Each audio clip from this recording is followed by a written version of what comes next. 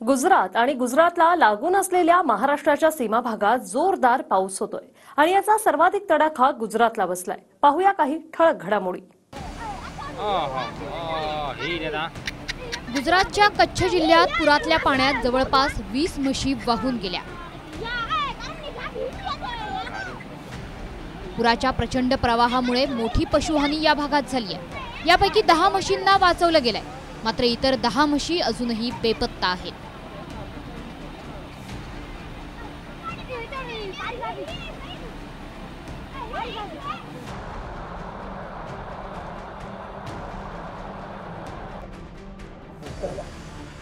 गुजरातमधल्या भरूचच्या पुराच्या पाण्यात घोडे वाहून गेल्याची घटना घडली आहे। याचा एक व्हिडिओ देखील व्हायरल होतोय।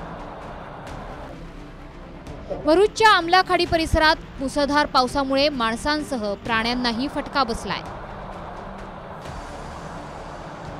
ही सुरतच्या मिठी खाडीची दृश्य आहेत।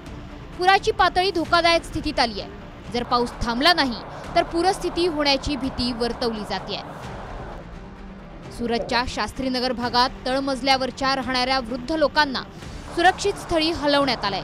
या भागातल्या जवळपास पूर्ण घरांमध्ये पुराचं पाणी शिरलंय।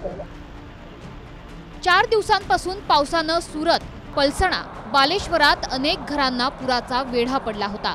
अग्निशमन दल आणि बचाव पथकानं दुपारी 1 वाजेपर्यंत 40 लोकांची सुखरूप सुटका केली आहे।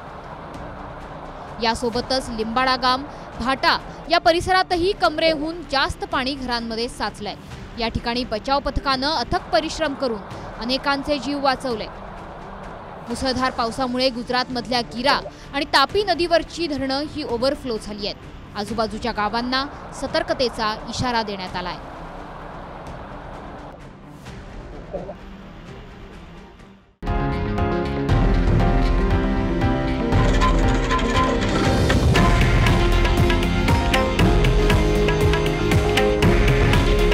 हे आहे देशातील नंबर 1 न्यूज नेटवर्क आणि आपण पाहत आहात TV9 मराठी।